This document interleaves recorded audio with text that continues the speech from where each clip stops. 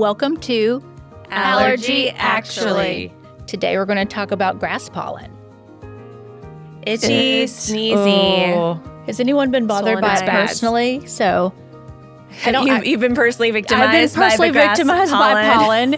Absolutely. And I don't even have true allergies. I have non-allergic rhinitis, which we'll talk about another day. Exactly. I know you have that too. And it has been driving me mad. It drives my eyes. Yes. Really. I have dry eye and sensitive eyes. And so on those days where it is sunny and beautiful and just that perfect late spring summer day, I really find myself like having so much empathy for my patients that do have grass allergy, because I know that I'm just getting like this tiny little sprinkle of what they're experiencing.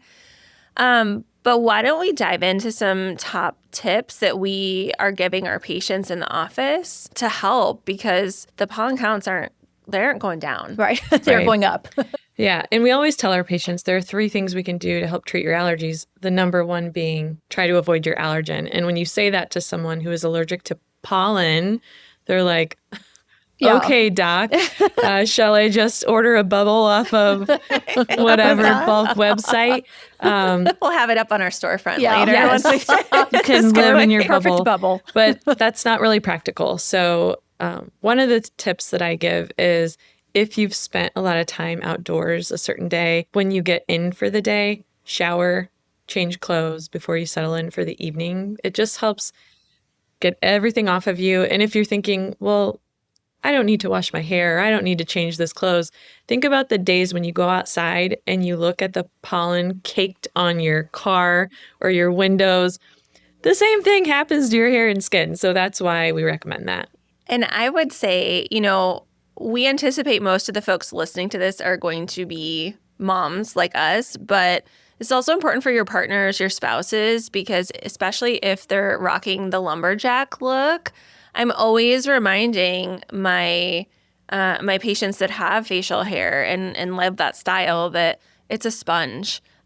Same for our animals. Yes. Right? If your dog's going outside, rolling in the grass, make sure to wipe them down, or bathe them weekly. Yeah. I mean, that's also another episode, but bathe those dogs. Yeah.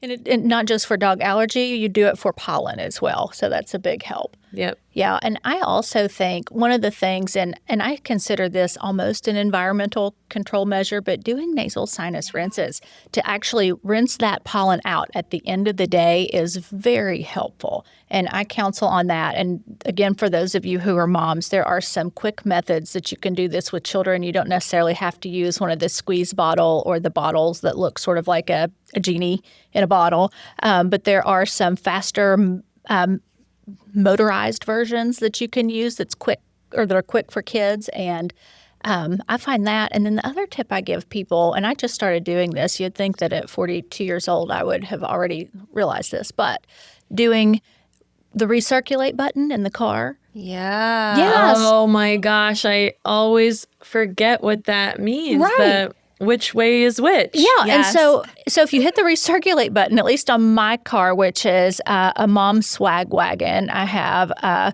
Toyota Sienna minivan. They used to sell it. It was like a swag wagon, I think. But I hit the recirculate button, and that means that the air that is then blown into goes through the blower things, the vents in Thank the you, car. the vents, yeah. So whenever you do that, it's coming from inside your car. So you're not getting more pollen in. And it also helps with temperature regulation depending on what season it is. Yeah. I want to go back to the sinus rinses, because I think that is, a topic that we could talk about an entire episode. But do you have a couple of quick tips on safety and what type, what are you telling people kind of to avoid? Because we've all seen those headlines of the brain-eating amoeba infections that And I did residency in Louisiana where a lot of that happened. And, there are amoeba that live in the water. So I always tell my patients, number one, make sure that you follow the directions on the package.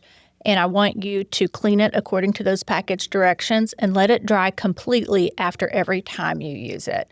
And then the other standard is to either use distilled water, or if you use tap water, make sure you boil it and then let it cool off. Yes.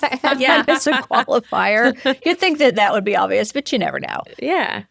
I guess one of the basic things I should have said first was using air conditioning, right? So in the pollen season, you want to keep your windows and doors closed, and whether that be your house or your car. But that car recirculate thing, I think a lot of cars have filters that are hidden. Have you guys seen that in your cars? I found this in my car once in the glove compartment in the back. There was a filter that, just like with a air purifier in your house, that you can actually switch out. So I'm guessing most people don't do that. But if you have pollen allergy and you're keeping your windows and doors closed, recirculating your air, you should also replace the filter, the air filter. It's just like the dishwasher filter that... Oh, yeah. There's a It's dishwasher elusive, filter? Unfortunately. I've never changed it, but it's been in my to-do list for like 5 years. This is the human of it. Pretty safe to say I've never changed mine either. I'm going to add something, and I'm going to go ahead and say it because Amber and I had an experience when I was a fellow and she was faculty. But we want to also suggest that if you dry your clothes on the line, you should stop and use your dryer. Yes. And we had a faculty member who really didn't want us to tell people that because he said, no one does that anymore. And I moved back home to West Virginia from Columbus, Ohio, and I had a patient, and I still see her, and she's like, and I don't put my clothes out on the line. I think that's so interesting because I grew up in the not Chicago part of Northern Illinois, and that was how my mom dried the clothes. From any time it was, even just above freezing, it was a way. She was a stay-at-home mom. My dad worked for the state health department. It was a way to save money, on the gas and electric bill. And she now blames her arthritis on, doing that. But I shudder to think because my younger sister had terrible allergies and asthma. Ooh. We lived in this neighborhood that was a former cornfield. So it's, who knows what all, certainly pollen, but other stuff was ending up on the clothes, the sheets, everything. And it's so funny because when I moved away to college and then to medical school, I hadn't really ever used a dryer to speak of, and so I had to learn how to do it. But then I also realized how much softer your clothes are and your sheets are because it would be so stiff. That is and awesome. Aside from it being more cost effective to dry your clothes outside, I think nowadays people just want to have more natural ways to do things. And so it may be coming back. It may be coming back. So just if you're one of those people with pollen allergies, or you do the laundry for your household and other people have pollen allergies, please don't hang their things outside on the clothesline because you're just bringing in all that pollen to their bed or clothing or what have you. And especially during those particular times of year. So, Yes. I mean, one of the other tips I love, and we've talked about, is knowledge is power. So, if you are following, AccuWeather or, pollen.com or the local news pollen counts, that is more data to factor into how you're altering your behaviors, right? If it's a low pollen day and you do want to hang stuff out, and by all means, that would be or to air out the house. Get that fresh air, right? Yeah. Those are the times when it really can not be as much of a problem. And to your point about when is pollen highest or most relevant, what do you guys tell your patients about times where maybe they would have lower pollen exposure if they're going to try to time when they go do a run or open the windows briefly, something like that? So I always tell people pollen is high in the morning if you can to do later things in the day. It's hard though, right? Because everyone's busy and it's just difficult. And it gets hotter. Yeah. Too, especially in the middle of June or July. Yeah. You're like, oh, yeah. So, but that's where maybe rinsing off afterwards. Yeah. If you are going to go out for a walk or a run. Yeah. And just think about Saturday soccer. It's always at the crack of dawn. And the younger you are where I live, the earlier your game is. So you're there at 8 a.m. and everyone's sneezing and running, and then they have an asthma attack. And I'm like, oh, no. I should just put in a tip. Let's do this afternoon. We might get sunburns, but we'll be protected from pollen. Oh boy.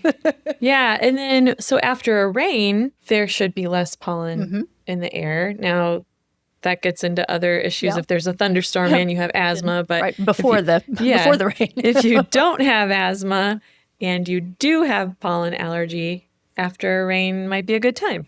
Well, I think that this has been a wonderful conversation, and keep listening because we are going to also talk about medications that we can use and our go-to for things, especially that are over the counter, that as a mom, you're out, at the grocery store or you happen to stop by the pharmacy, you can just grab or order from Amazon, things that we all use.